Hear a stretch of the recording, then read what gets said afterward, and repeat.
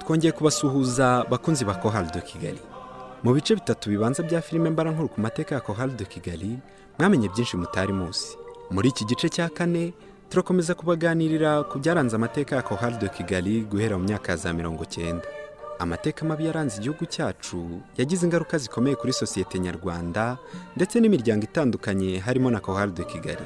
Abagiye kutuganirira muri iki gice cya kane barabigarukaho nk'abantu bazi ayo mateka. Baranatubwira kandi uburyo Chorale yagiye ihura n'ibisitaza mu nzira ariko ikabasha kubirenga, ubu ikaba yariyubatse ifite umurongo ngenderwaho uyifasha kugera ku ntego yiyemeje. Ibyo byose n'ibindi turabiganirizwa n'abari muri Chorale de Kigali muri icyo gihe, kandi bamwe muri bo banayibayemo abayobozi mu bihe bitandukanye. Tubashimire nanone ko mwitabiriye ubutumire bwacu. Iki ni cya kiganiro twateganyije kugira ngo tumenye amateka ya Chorale de Kigali.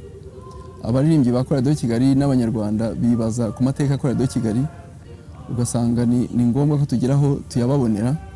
Ubu rero mwe twagize amahirwe yo kubabona, muratwibwira musobanura igihe mwagereye muri Chorale de Kigali kugira ngo n'amateka tujya tuvuga umuntu abe yumva aho akomoka. Ubwo rero turahera wenda kuri ni buryo. Urakoze cyane Hodari, nitwa Jean Claude Byiringiro. Nkaba narageze muri Chorale de Kigali nyuma hagati ya Jenoside yakorewe Abatutsi. Ninjiyemo mu Kwakira 1994. Murakoze, nitwa Dominique Savio Mugenzi. Nanjye ninjiye muri Chorale de Kigali mu mwaka wa 1996. Narimo nangiza muri kaminuza kubera ko nasanzwe ndirimba muri Chorale Illuminatio. Ababaga bari muri Chorale Illuminatio twazaga i Kigali tugomba kuririmba muri Chorale de Kigali. Nuko nayinjiyemo. Murakoze. Nitwa Gasansira Stanislas Caustic. Nkaba narinjiye muri Chorale de Kigali muri 72. Nkaba naririmbaga ijwi rya tenor. Murakoze cyane. Turatangira tureba amateka igihugu cyacu cyagize, ingaruka yagiye agira no kuri Chorale yacu, ariko duhere mu gihe cy'intambara 1990 kuzamuka kugera kuri Jenoside yakorewe Abatutsi muri 1994. Ibyo bihe byasize Chorale de Kigali imeze ite, byayigizeho ngaruka ki? Muragenda wumva igitekerezo kije, ntago tugenda tuvuga ngo ni kanaka, ariko biratworohera wumva igitekerezo kije mwisanzure. Byinshi birumvikana intambara itangira muri 90, Chorale ntabwo yatekanye kubera amapariti yaramaze amashyaka yaramaze gushyiraho inzego zigenda ziyakorera. Ni muri urwo rwego natwe twagiye duhungabana, twava muri repetition tugahura n'interahamwe zikatwambura. Mbese twigeze no gushaka kubwira Amatayo ngo ntazongere kutubera perezida, kubera ko yari na perezida wa MRND. Turamubwira tuti wowe uduha impapuro tuzajya twitwaza, interahamwe zawe nizidufata tuzerekane tuvuge ko tuvuye kubonana nawe muri repetition. Yo Amatayo atari ko urwo rupapuro ndutanze byangwa nabi, uze narutanga mu buhe buryo? Ati ntibishoboka, kandi mumbabarire kuko abo bantu nubwo ari igihe perezida wa MRND ariko simba nabatumye, bariya bafite urundi rwego rubayobora, nubwo nanjye bindeba. Atari ko nta rupapuro najubura kubandikira ngo mugire rwitwaze. Ati murumva ko namwe bidashoboka. Ariko ubwo nyine za repetition twagendaga dukora, bamwe batinyaga no kuzizamo kubera ko bahohoterwaga mu mayira nubwo ndibuka Rwakabayiza baramucuritse bamwambura utuntu twose tugiye muri repetition yabwira Matayo tumva rero ni naho byaturutse tumwaka impapuro zo kujya twitwaza yewe nta faranga mfite nta kintu bancuritse imifuka natashye inagana inyuma y'ipantaro noneho tukajya dukora za repetition tutanabishaka ariko aho jenoside ibereye nyine birumvikana hari abavandimwe bacu bitabye Imana n'ibikoresho twari dufite biribwa twari dufite ibikoresho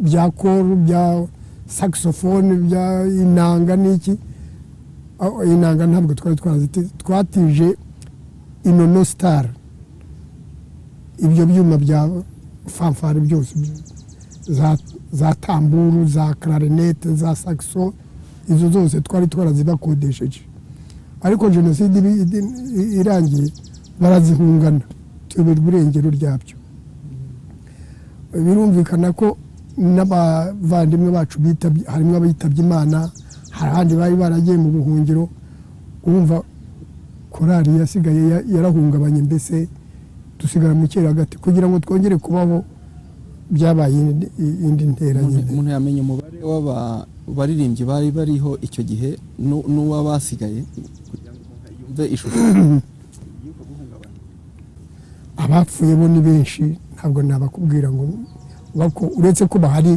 ariko sinabakurondorera ubu ngubu ngo nzabarangize bageze nko kuri 20 n'imisago abishwe na jenoside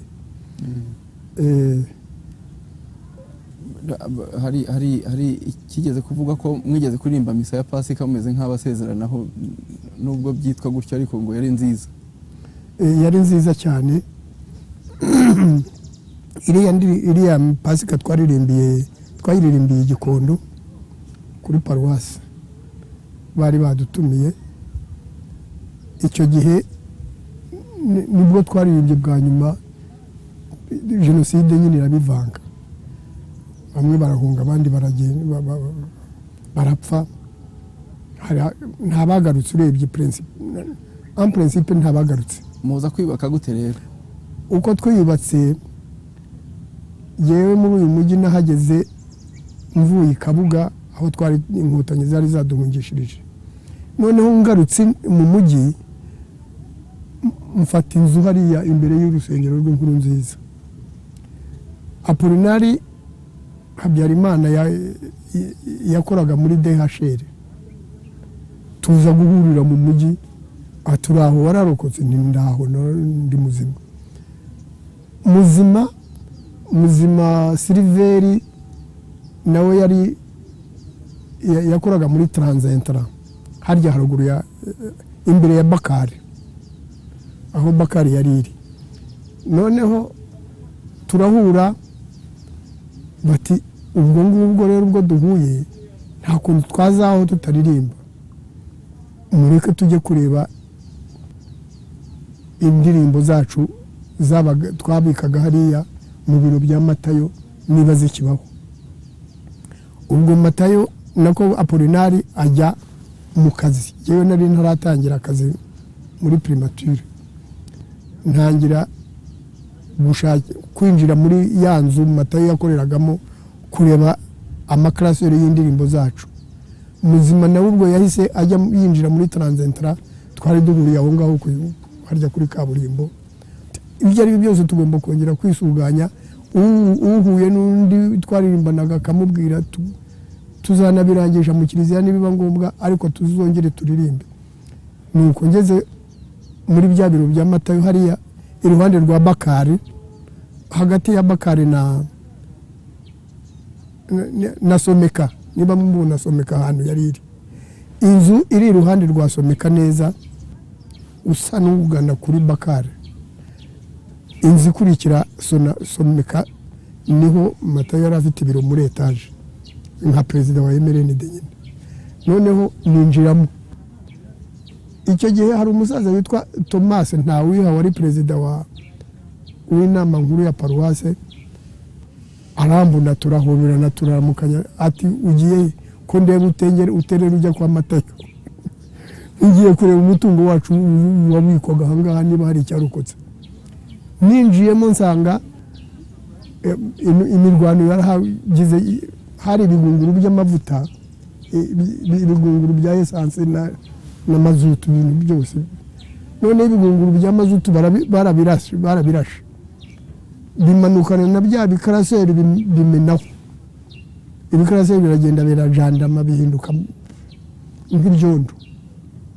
Ndavuga ariko izi ndirimbo kugira ngo tuzibure burundu cyaba ari ikibazo kandi ari umutungo utagereranywa.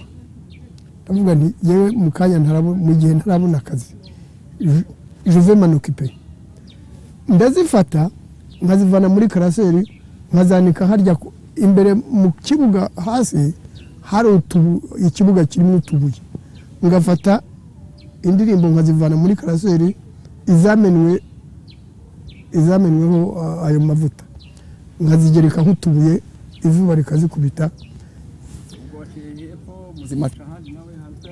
Muzima ntatwo yazanye kuko karaseri zose zabaga ziri kwa Matayo, ahubwo Muzima yari afite utwo turirimbo kuri kase. Uko twaririmbaga yakoraga enregistrement, yari afite kanuza ka recorder agendana, akagura na twa dukasete tw'utugozi agacomeka turirimba. Nuko yagiye afata indirimbo yagera mu rugo akazigiraho, ariko zikaza kuba n'indirimbo zuzuye. Noneho nuko twagiye dushobora kubona indirimbo. Ubwo turi mu wuhe mwaka, mu kwezi, kugira ngo umuntu agende amenya igihe ibintu byagiye? Mpura na Polinari hari mu kwa cyenda, oya mu kwa munani 1994 natangiye muri primature mu kwa 10. Korali yatangira ikora n'amarepetition, noneho za ndirimbo nkajya nzifotora nzigira nshyashya, iby'amavuta nkabijugunya, noneho ngasubiza muri karaseri. kigerere aho mwatangira repetition rero abaririmbyi bangahe? Ntabwo abaririmbyi ba korali proprement dit bari benshi, bari bahari ariko bakeya cyane. Ahubwo korali Saint Michel yaje kwiyunga natwe, nabo bamaze kubona ababo batahutse baradusiga baragenda, ariko ubwo hagati aho n'abacu barazaga. Ubwo turi kwegereza ukwezi kwa 10 aho Dr. Byiringiro nawe yaje muri korali. Sinzi niba ubwo indirimbo twari tumaze kuzikusanya narazishyize mu makaraseri navanaga kuri primature baguraga za karaseri nshyashya, nanjye ngafata bya bindi bishaje nkabizana gushyiramo izo ndirimbo nshyashya, kuko ibindi byari byarajandamye byaratumbye. Indirimbo turakomeza turaterateranya, ziraza turabona uko turirimba. Nuko byatangiye. Dr. Byiringiro turatugarukaho twumve abantu babaga bangana iki icyo gihe ugereranyije nuko korali imbere yari imeze, ariko ubwo ngubwo noneho itangiye gukora. Irangana iki, irakora mu buhe buryo, irakorera hehe? Gera muri Korali de Kigali nasanze harimo abantu bake cyane, wavuga hagati yenda nka 25 na 30. Ariko nanone harimo abantu nyine banaturutse n'ahandi. Icyo navuga icyo gihe nk'uko Gasasira amaze kubivuga, bamwe bari bamaze kwicwa na jenoside yakorewe Abatutsi, abandi barahunze igihugu, abandi yenda bafunzwe hari ibyo babazwa. Abasigaye nyine bari bake. Nyuma yuko basanze ari bakeya, habayeho gahunda yuko abo nkuko Gasasira bivugaga, ba Polineri, ba Muzima, ba Gasasira basa nk'abajya gukora mobilisation y'abaririmbyi bashyashya. abaririmbyi aho bari baratatanye, ngira ngo abo bantu bakoze ikintu gikomeye cyo kugenda batarura abaririmbyi bakagaruka muri kohara. Uko gutarura abantu rero nako ntikwanatumye ba benshi bahagije, byabaye ngombwa ko bajya gushaka n'ahandi kusa nk'aho bashakisha n'abarokotse bahandi. Habayeho nko kujya i Nyamirambo muri korari yitwaga Karori Rwanga, igomba kuba itaranongeye kubaho, nayo iri mu zashegeshwe cyane na jenoside yakorewe Abatutsi. Abaririmbyi bayo rero hari benshi icyo gihe basanze badashobora kujya kwabo ngo bongere bareme iyo korari, ahubwo baraza bifatanya na korari do Kigali barayibyutsa. Nibuka ko ngera muri kohara nasanze nta n'ibiro bihari, nta n'inzu yo kurepeteramo yari ihari. Igihe nagiyemo n'abasanze muri repetition bari ku rubaraza rwa katedrali harya imbere ya chapelle, agashapelle gato kari mu rubavu rureba na benere hariya, niho nasanze abantu bicaye barimo barepetera indirimbo za Noheli. Icyo gihe rero nanjye nuko nabasanze, urugamba rwo kujya kongera gutarura abantu rurakomeza. Icyo gihe nyine usanga harimo n'ibikomere abantu bari bafite byinshi, ibyo bikomere bikaba harimo n'abari batinye kuza muri korari do Kigali ubwabyo, kubera kumva nk'umwe mu bahanzi bakomeye wa korari do Kigali yari mu bantu bakomeye bari ku isonga ry'abari bayoboye cyangwa se banateguye ubwicanyi bwakorewe Abatutsi muri jenoside, byatumye hari abantu bakomeza gutinya cyangwa se kumva batakwisanzura muri korari do Kigali. Byabaye urugamba rukomeye rwo kujya kubatarura, ndetse n'abaje wenda hari n'igihe bahuraga n'abantu bakabaza ariko uririmba mu bicanyi, ni gute uririmba muri korari y'Interahamwe? Icyo kintu rero cyabayeho, ariko hezuma ugasanga mu gihe twari muri korari twari duhujwe no kuririmba, gusabana, kubana neza. Ibyo bantu bakomeza kubyihanganira kugeza korari do Kigali ibyutse irakomera. Yaje gukomeza gutera imbere rero, iragenda irakomera. Muri iyo myaka yose yakurikiye 1994 hagiye haza abaririmbyi bashya, twongera twunguka abahanzi, twongera twunguka abahanga, bega irasagamba itangira kuba ku rwego rwayo nk'urwo yahoranye mbere. Tuzi abahanga bakomeye babanjiriye mbere y'icyo gihe, watubwira bamwe na bamwe noneho nyuma y'icyo gihe uko mutubwiye? Abahanga rwose uvuga ati aba n'abarimu yari ishingiyeho, aba n'abahanga mu muziki yari ishingiyeho, kugira ngo ikomere k'ubwo buryo mutubwire. Yego, abantu rero bari bahari, umuntu yavuga nk'abarimu icyo gihe bari bigishaga indirimbo, hari abahanzi, hari abacuranga. Nyuma uwo navuga w'ingenzi cyane umuntu yagarukaho ni nyakwigendera Apollinaire Habyarimana yari ahari icyo gihe. Navuga ko yagize uruhare rukomeye mu kwankadira abahanzi n'abigisha n'abatekinisiye ba korari muri rusange. Nyuma ye haje kuza Vianney Uwimana nk'umucuranzi wo ku rwego rwo hejuru cyane, nawe yakomeje gutoza abahanga. Hagati aho natwe twari twajemo, natwe tugenda twigira ku ntambwe z'abo bakuru bacu. Hari jyewe, hari Dr Dominique nawe waje muri iyo myaka, hari ba Dr Inyasi Hakizimana, na nyuma haje abandi ba Alfred, ba Muvunyi, baje uko imyaka yagiye yigira imbere. Ubwo ngira ngo aho imyaka yari imaze kuba, hari ba Mutashya, abazi ba Mutashya bagiye baza muri korari nyuma gato agarukamo. Pasteur Yake yari umwarimu n'umuyobozi w'indirimbo. Hari Bantabana yageze kumukomozaho Gasasira, nyuma yaje kujya gushinga indi korari. Ba Kizito bagiye baza nyuma, n'abahanzi benshi bagiye baza kandi b'abahanga, bituma korari itera imbere. Ubwo nyuma yaho uzasanga haraje n'abandi bakiri urubyiruko uyu munsi twaba ari mu bajene ariko nabo bamaze gukura. abo korali zabubakiraho nabo mu kindi gihe. Iyo myaka uvuze harimo umwaka w'9 na 6 ariho Dr Dominique yinjiye muri korali, kugira ngo wenda nawe afite icyo yakunganiraho, ariko anatubwira cyane cyane ibikorwa binini rwose umuntu ashobora kuvuga ngo guhera 9 na 4 kuzamura korali yagiye yerekana ko ifite ibikorwa binini twagenda twibukamo nabyo mukabikomoza. Yakoze Hodari. Korali de Kigali yinjiramo navuga ko nasanze ifata umurongo, ariko nabonyemo n'urugero rwiza rw'ubusabane cyane cyane nyuma ya Jenoside yakorewe Abatutsi, aho wabonaga abantu baririmbana bigaragaza ko abantu bafite ubushake bwo kongera kubana no gusangira nyine uwo muziki waduhuzaga, tutitaye ku moko, tutitaye aho duturuka, ariko tukaririmba nka korali imwe yagize amateka bagenzi banjye bamaze kuvuga mu kanya.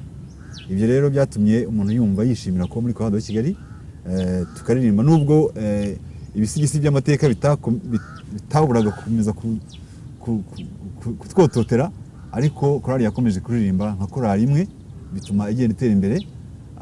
Aribyo byagiye bigeza no ku bikorwa nk'uko bikomojeho byinshi twagiye dukora nka Korali de Kigali. Dr Byiringiro abagarutse cyane ku bintu by'abahanga bari muri Korali de Kigali, buryo iyo korali ifite abahanga bahimba bazi kwigisha itera imbere. Ariyo mpamvu yagiye iririmba indirimbo zagiye zimenyekana zigakundwa n'abantu. Iyo twaririmbaga misa nkuru kuri katedrale, haba iminsi mikuru nka Pasika cyangwa Noheli, abantu bumvaga banejejwe nuko Korali de Kigali yaririmbye.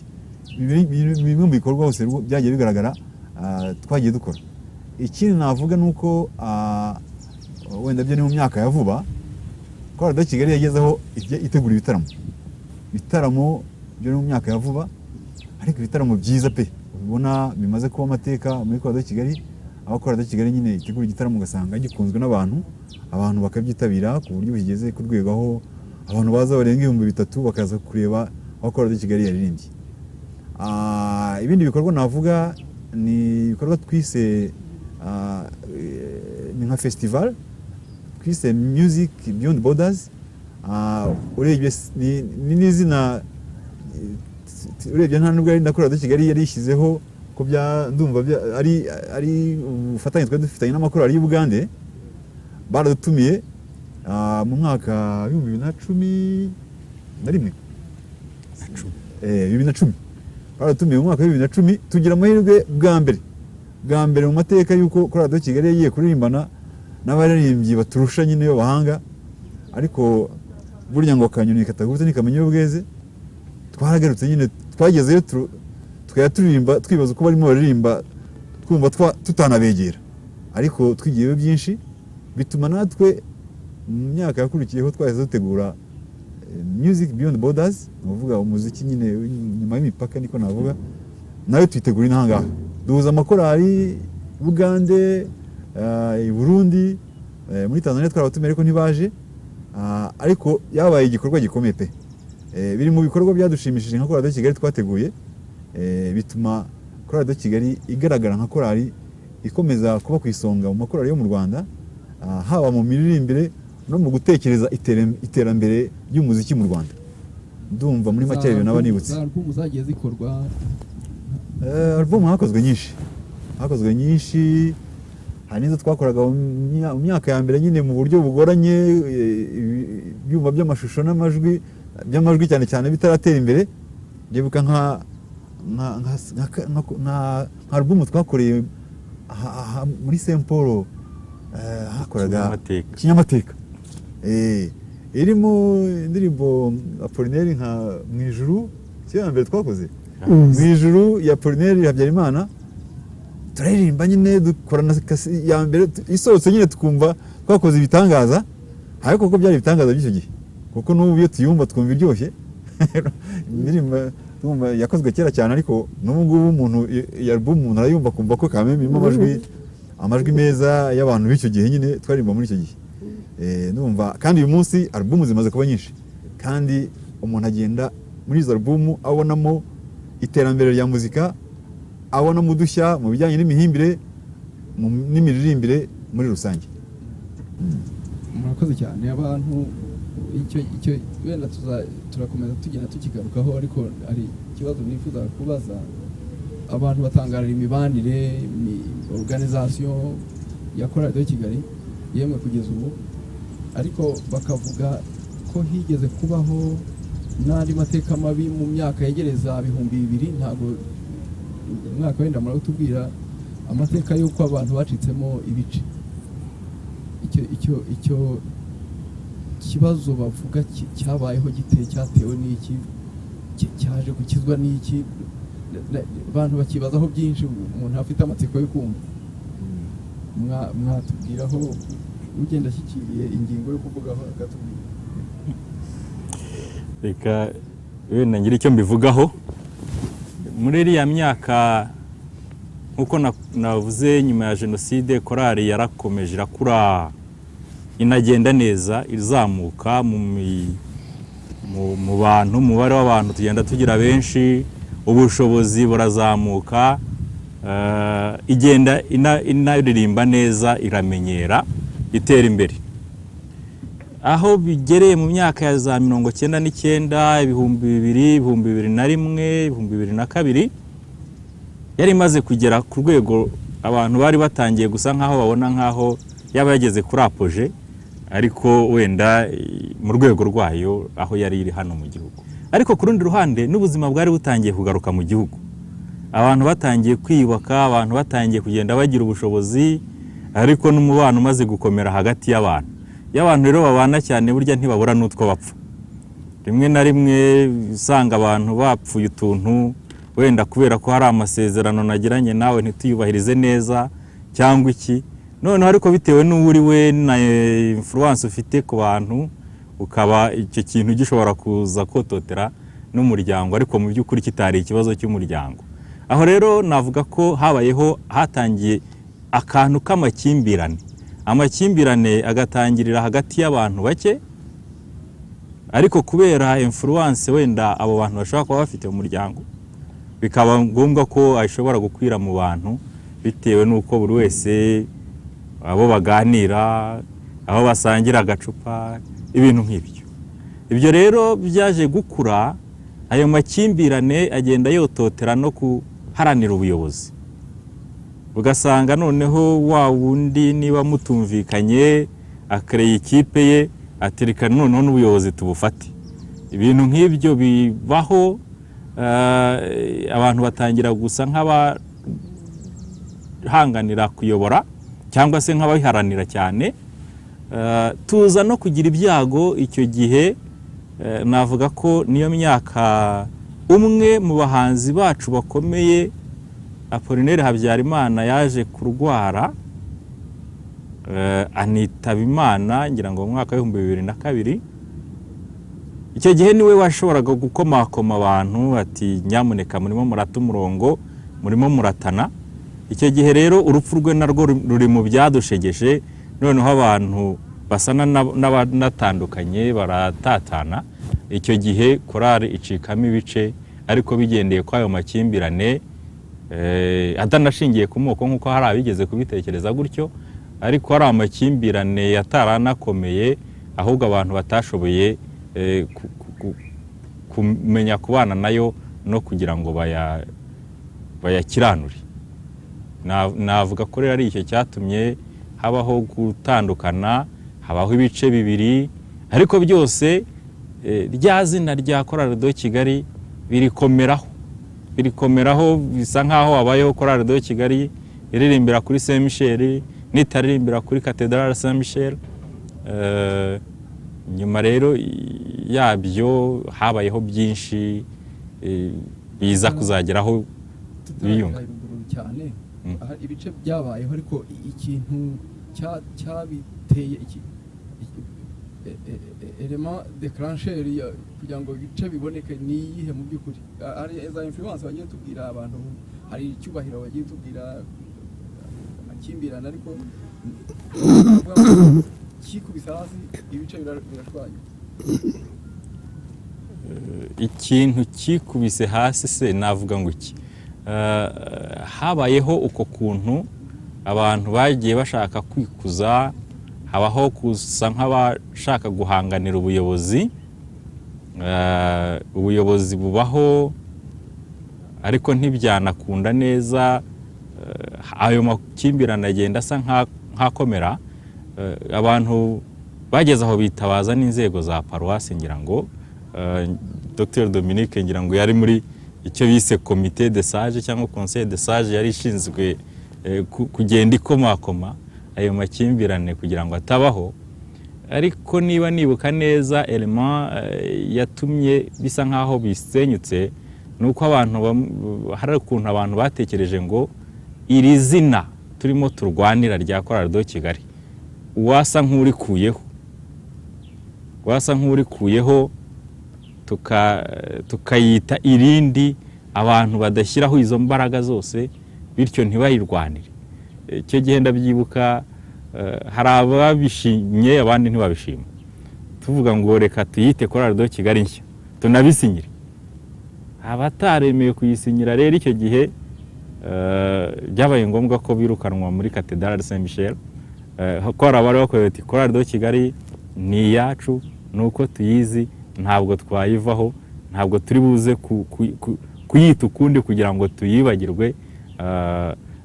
Icyo kintu cyo kwiyita Chorale de Kigali nshya abantu babonaga yuko gishobora no kudutandukanya n'amategeko yari ariho, kuko Chorale de Kigali icyo gihe yari ifite ubuzima gatozi, yari yarabonye muri 87 ngira ngo.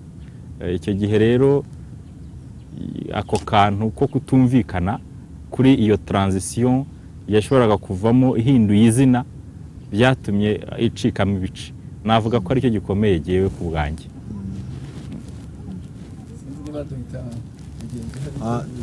Nukunganya Dr Byiringiro, ariko ibyo yavuze niko bivuze. Nakeza ko yinjiye cyane mu mateka y'amakimbirane, nk'uko yabigaragaje byaturutse kuri conflit interpersonnel, kwa kuna abantu baba umuryango wagiye utera imbere, buri wese afite ishema abonamo uyu n'uyu, bigatuma hagira abagenda bajya ku ruhande rwe, ibice bikaba bibiri bisa n'ibihangana kandi biturutse ku bantu bamwe bafite wenda inyungu zo kumva kuyobora umuryango ari byiza, bafitemo ishema. Abantu bagenda bagira igroupe nk'izo, tuza kugira aho dushaka kugira ngo ibyo bintu birangire, hajyaho nyine za komite zishinzwe kugira ngo zishake igisubizo cy'ibyo bibazo, n'ubuyobozi bwa paruwasi budufashamo. Mu gihe haje gutekerezwa rero ko hajyaho Chorale de Kigali nshya itangwamo amakimbirane, ubwo nuko ubuyobozi bwatubwiraga, abantu ntibabyumva kimwe, bavuga batari Chorale de Kigali nshya n'imeze ite ko twitwa Chorale de Kigali. Murumva ko iyo umuntu asesenguye usanga Chorale de Kigali yacitsemo ibice ku bintu bidafite uburemere bunakomeye, kuko ntabwo twacitsemo ibice kubera ibibazo by'amoko, ntitwacitsemo ibice kubera abantu barwanye, ntitwacitsemo ibice kubera ibindi bintu bitandukanye abantu, twacitsemo ibice kubera ibintu byo gushaka kwikuza no gushaka kubona ubuyobozi no gushaka kwitirira ibintu bisanzwe bibaho, bikunda no kugaragara mu makorali menshi. Hari umenyero ari indwara y'abantu bahorana buri munsi baririmbana cyangwa bahuriye mu muryango umwe, nuko korali yacitsemo ibice. Iryo shema ryo gushaka kuyobora, nuko korali yacitsemo ibice. Ariko ubwo turaza kwivugaho uko ibyo bintu twabisohotsemo, nabyo ni amateka akomeye. Ngira ngo ubwo mwirinze no kuvuga amazina y'ababigizemo uruhare ngo mutagira uwo mukomeretsa, ariko ntabwo ari ngombwa kuvuga amazina cyane, kuko ugiye kuvuga amazina wasanga buri wese yagiye abigiramo uruhare. Impamvu ziba zumvikana mwagiye muvuga. Ariko nkagasasira wowe, ngira ngo wabonye amacakubiri yabaye muri 87, ugiye kubona ubonayo uwo mwaka mbese ni waryari? Ubwo twavuze imyaka, ariko ngira ngo uko Dr Byiringiro avuze ni 2002 koko cyangwa n'undi? Ni 2002. Numva ari muri 2002 niba nibuka neza. 2002. Amezi wenda ntimuyibuka, ariko 2002 mu kwa 9 ngira kwa 9 ku mwaka wa 2002. Ubwo nibyo nifuza kubaza ko wabonye ibyo byombi wabigizeho umutima ki santima ya byaguteye uri kubona ati 87 byabayeho uyu munsi 2002 birabaye uko wabirebaga n'ijisho ry'umuntu mukuru santima yabaye iyi abantu bashobora kuba bafite influence mu muryango runaka. Abo bantu bafite influence kurusha abandi wenda niko navuga, uretse ko atari nabyo cyane siko byari bimeze, bafite influence bashobora no kuba bafite abandi babagaragiye babyumva kimwe, umuntu akajya ku ruhande rw'uyu nguyu undi akajya ku ruhande rw'uyu. Aho hantu ni naho havuye nyine ayo makimbirane biturutse kuri bwa bushake bwo kumenya gushaka gutegeka. Noneho ba bandi bashaka gutegeka n'abashaka babigiraho conflict hagati yabo, babikongeza n'abanyamuryango. Buri muntu ajyana be undi ajyana be gutyo, ariko ubundi amakimbirane yari aturutse no kuri abo ngabo nyine bagiye nuko nyine tutavuga amazina, ariko abari babifitemo inyungu cyangwa se abari bafite ayo makimbirane barazwi, ariko ntabwo umuntu yajya si byiza ko bitindaho. Iyo impamvu yumvikanye ababigizemo uruhare burya si ngombwa cyane, ariko twifuzaga kumenya ese ubwo buri gice ibice byamaze igihe kingana iki mbere na mbere byabayeho bimara igihe kingana iki, bihura n'ingorane ki aho biherereye, bikora ibyiza ki aho biherereye, bigerageza gute kugira ngo bishake kugaruka ayo mateka twayabona. kangira icyo mbivugaho, ibice byamaze imyaka irenga 3, urumva kuva muri 2002 kugera muri 2006 urebye ni hafi ne imyaka hafi ne. Hari igice kiririmbira kuri Cathedral Saint Michel, n'ikindi gice cyaririmbiraga umwanya munini icyo gice cyaririmbiraga kuri Paroisse Sainte Famille. Icyagaragaramo ni uko buri gice cyifuzaga kuririmba. Byose byitwaga korali, byose byitwaga korali do Kigali. Oya, byose byari korali do Kigali. Kandi izo korali zombi ziririmba neza. Aho buri yose yaririmbye abakristo bavuga bati korali yaririmbye neza. Gusa icyagaragayemo kibi nuko nyine ubwo hagati aho izo korali zombi navuga ko zitarebanaga neza mu bijyanye n'imibanire, amabaruwa acicikana mu rwego rwa paruwasi cyangwa n'ahandi, byagaragaza ko iyo mibanire itubaka cyane cyane ku bantu baririmba, abantu b'abakristu bavuga ko bari muri korali ziririmba muri Kiliziya Gatolika. Ntabwo byagaragaraga neza hagati y'ayo makorali yombi ko navuga, noneho no mu rwego rwa Kiliziya no mu Banyarwanda muri rusange kumva ko korali yacitsemo ibice kandi byose bikomeza gukora kandi byitwa izina rimwe. Ubwo abaririmbyi bo muri korali do Kigali twese twumvaga ko ari ipfumwe kuri twe, ari niyo mpamvu hagiyeho komite ishinzwe kugira ngo yige ko ibyo bintu byarangira, tuyoborwa n'umupadiri umwe muri Kiliziya Gatolika wadufashaga muri ubwo bwiyunge.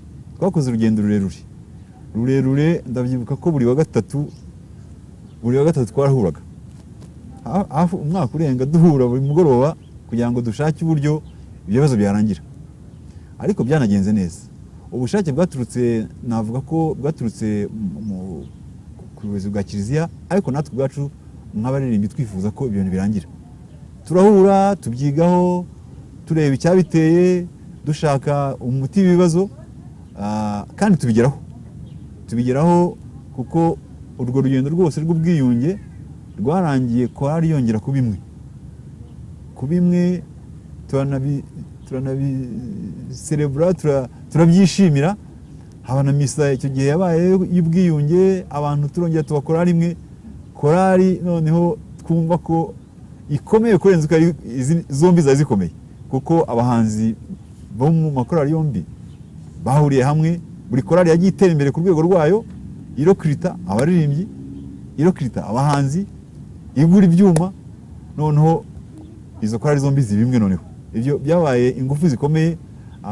Nkatwe abari bamazemo igihe byatweretse isomo rikomeye yuko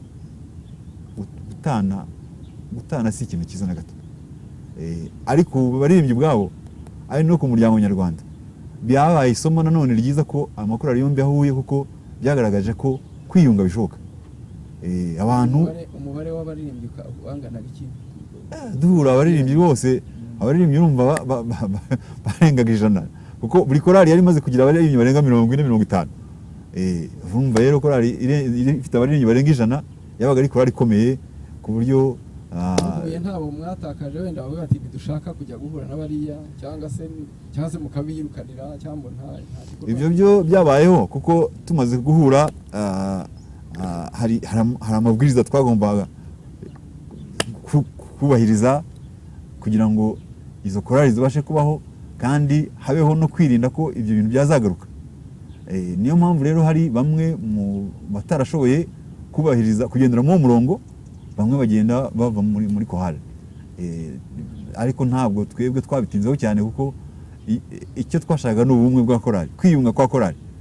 Uwabaga yagiye asohotse muri ubwo bwiyunge ntabwo byaduhungabanyaga cyane, kuko twumvaga ko korali imwe yiyunze, nta korali do Kigali ebyiri ziriho.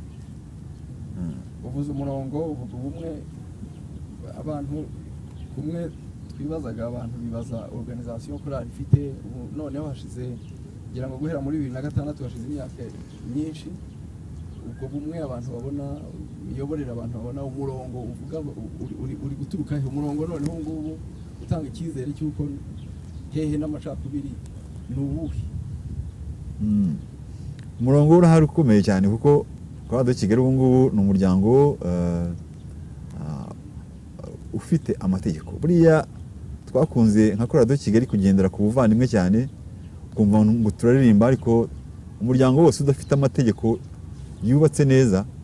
Ubu turi muri gahunda ya institutionalisation, ni ukuvuga ngo umuryango wose utari institution ifite amategeko awugenga, kugira ngo umuryango ugire uko uyoborwa, ugire ubuyobozi, ugire abayobozi bakora gutya, ugire abaririmbyi bafite discipline imeze gutya, uwo muryango ntabwo ushobora kuramba. Igituma korali Kigali uyu munsi ikomeye, uretse ku bijyanye n'ubuhanga, bijyanye n'imiririmbire muri rusange ikomeza gutera imbere, ariko byonyine ntibiba bihagije. Irimo irakomera cyane kubera ko ari urwego ubu ngubu ari umuryango ufite amategeko kandi tugenderaho, twubahiriza. Utayubahiriza akaba akirukanwa akava mu muryango, abandi bagasigaramo bagakomeza bagakora. Ntekereza ko na bagenzi banjye bashobora kubinyunganiramo, ariko nibyo dushobora kwirata, kuko korali Kigali uyu munsi ifite umurongo ufatika, amategeko azwi dukurikiza, atuyobora. Utari muri ayo mategeko, utayagenderamo, akaba yasohoka muri korali akirukanwa, kubera ko nyine tubahiriza ayo mategeko.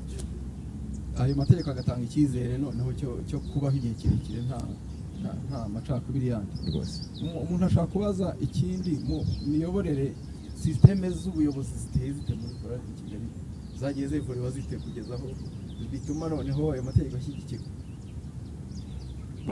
Wenda ngize icyo mbivugaho, systeme z'ubuyobozi zagiye zikura.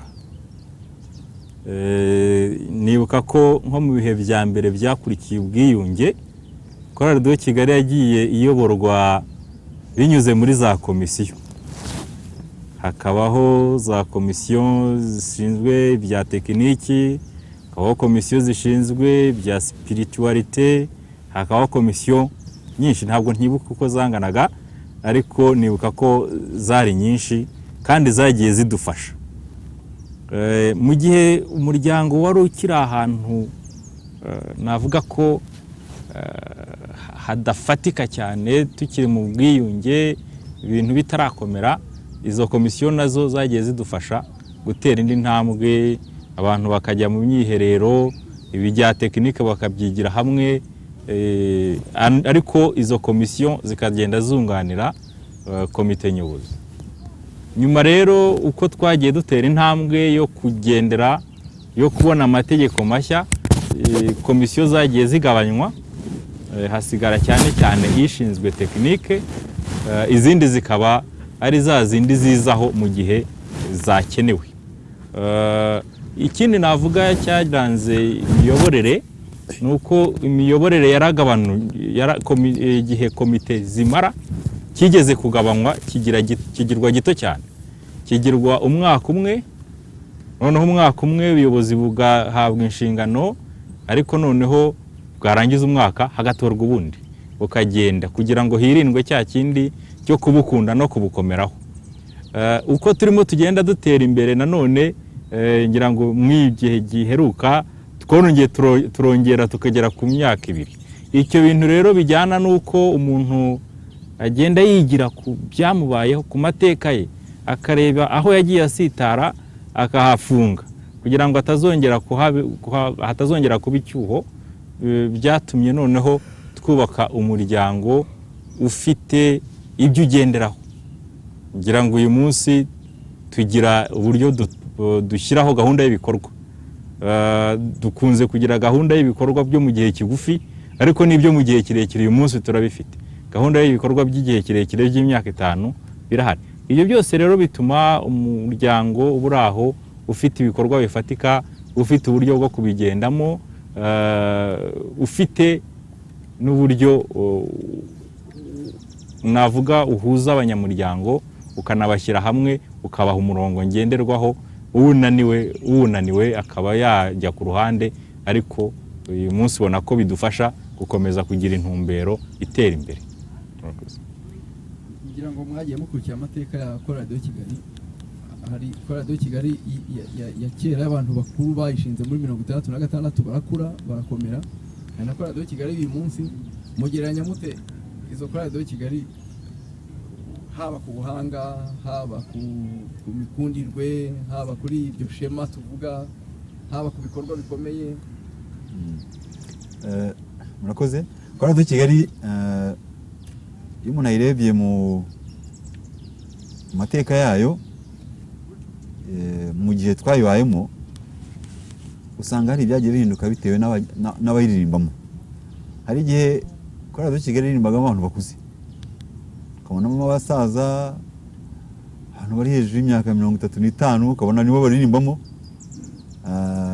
Hari n'igihe abantu bamwe bajyaga batinya no kuyizamo bavuga bati korari nikoreye abantu bakuze, bari ntabwo twabegera, mbese twaririmana gute. Uyu munsi ariko byarahindutse pe, byarahindutse ko irimo abato benshi kuruta abakuru. Iyo tugereranyije rero ibijyanye n'iterambere n'uko korari yari ihagaze n'uyu munsi, icyo tubona nuko korari yajemo abahanzi batandukanye, harimo n'abahanzi b'abajene, abahanzi bakiri bato. Niyo mpamvu twagiye tugira amahirwe yo kugira ibihangano bigenda bitandukanye bitewe n'ibyo ngibyo navugaga by'uko abahanzi bagenda batandukanye no mu myaka. Ugasanga umuziki waririmbwaga mu myaka nka 97 n'indirimbo zihimbwa uyu munsi ugasanga aho bitandukaniye bitewe n'ayo maraso mashya y'abahanzi bato dufite. Ariko nanone ntabwo bagiye bata umurongo w'abakuru babo, kuko buri wese iyo agiye guhimba usanga aba afite uwo agenda areberaho.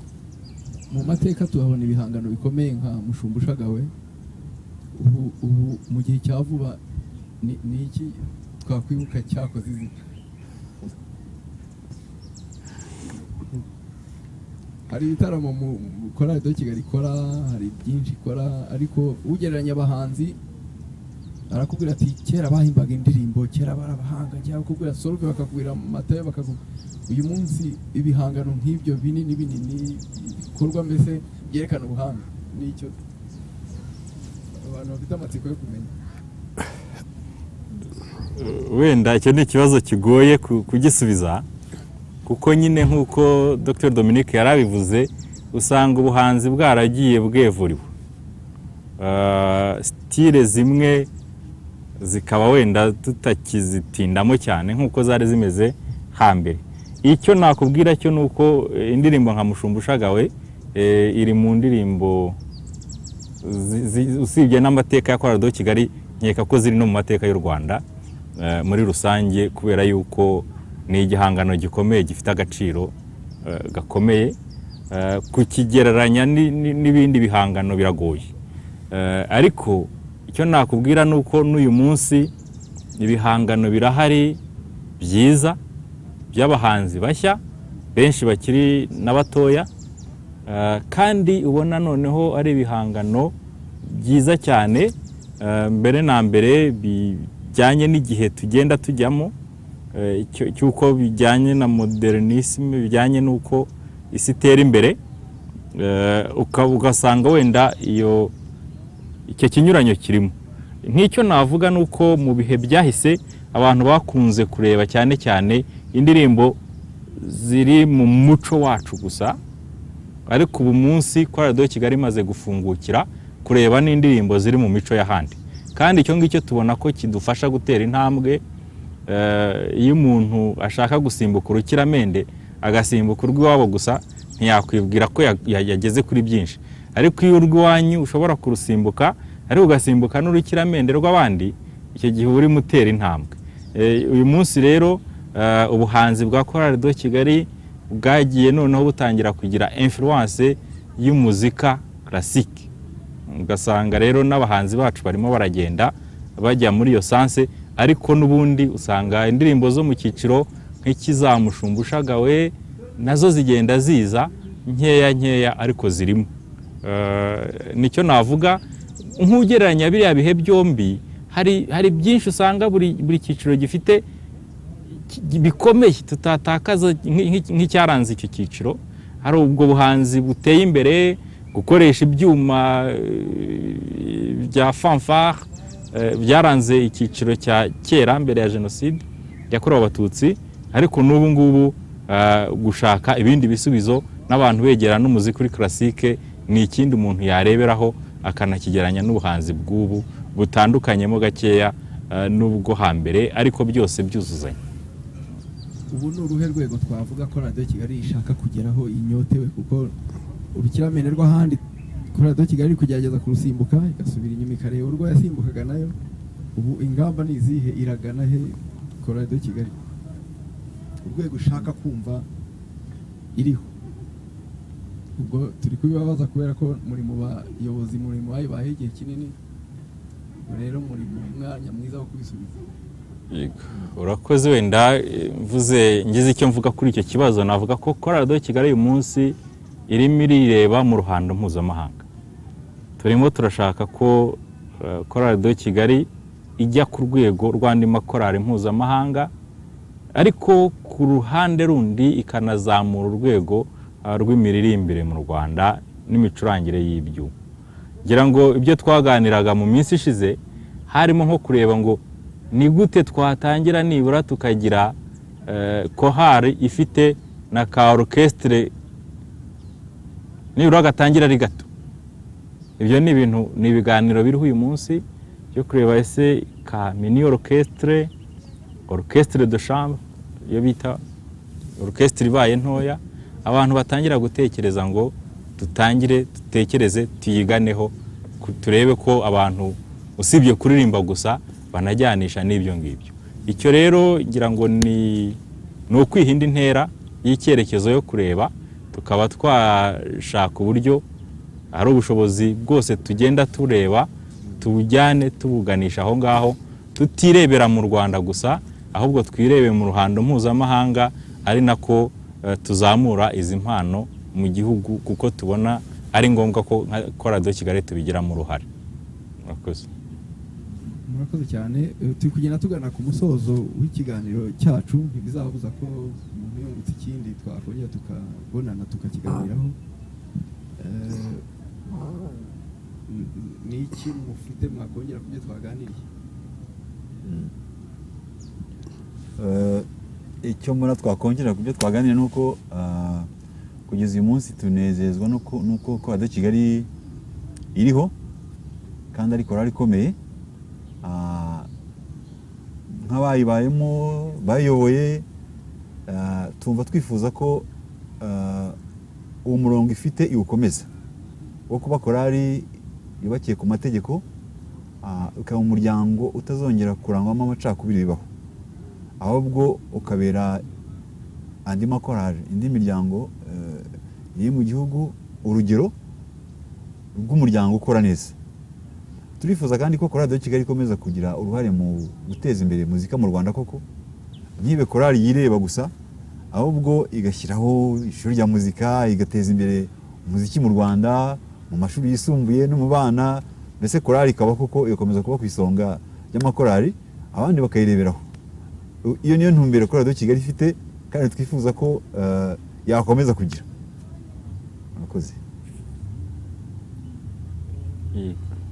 Ngize icyo nongeraho wenda navuga ngo hari amahirwe twagiye tugira nk'umuryango wa korali de Kigali, kandi twakunze kugira bene ayo mahirwe. Ayo mahirwe ni ukuvuga ngo bitewe n'imyitwarire ya korali de Kigali, bitewe n'urugero abato bayibonamo, yakunze kugenda ikurura abahanga. Navuga ko korali de Kigali uyu munsi ari ihuriro rwose ry'abahanga mu muzika wo muri iki gihugu. Wabivuga gutyo ntabwo yaba akabije cyangwa se ngo abe yibeshye. Icyo kintu rero gituma abo bantu bakiri batoya, bafite ibitekerezo, bafite uburyo bwo gukora ubushakashatsi ndetse no guhanga udushya, bituma hari ikintu bigenda bigeza ku muryango.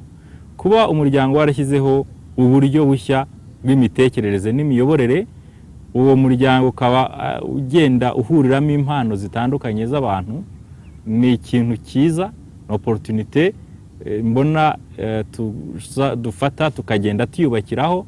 Hari ibigaragara byihuta, ariko hari n'ibitagaragara bigenda bukeya mu buryo bwo kubaka umuryango. Icyo kintu iyo tugihaye ingufu tukanagishingiraho, tugenda dutera imbere. Nk'ubu usanga abo bantu bato bifitemo inyota yo guhanga byinshi bishya, bifitemo inyota yo gutera imbere, ubona ko bagenda bakora ibintu byiza kandi bishimishije buri munsi mu gutera imbere, ari mu rwego rw'imiririmbire, ari mu rwego rw'imicurangire, ari no mu rwego rw'imitekerereze yo gukora nk'ibitaramo. Usanga harimo byinshi bigenda byungura umuryango. Ni amahirwe rero akomeye utapfa kubonera ahandi aho ariho hose uyu munsi tusanga muri korali de Kigali. Urakoze. Ni amahirwe akomeye natwe twagize yo kubakira mukatubwira ayo mateka.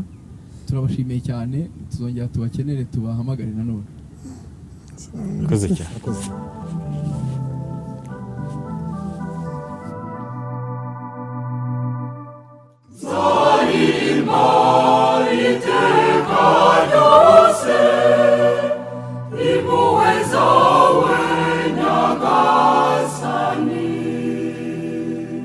Barakoze cyane Dr Byiringiro Jean Claude, Dr Mugenzi Dominique Savio na Bwana Gasasira Kostika Stanislas ku mateka menshi batubwiye. Mwiyumviye uburyo korali de Kigali yagiye yikura mu ngorane nyinshi yahuye nazo. Rwari urugendo rutoroshye. Twizeye ko abibazaga byinshi ku mateka ya korali de Kigali mwagiye musobanukirwa. Niba kandi hari ibyo mwumva mutasobanukiwe neza cyangwa byaba bitaravuzweho, muzatwandikire mutumenyeshe, dukomeze tubamara amatsiko.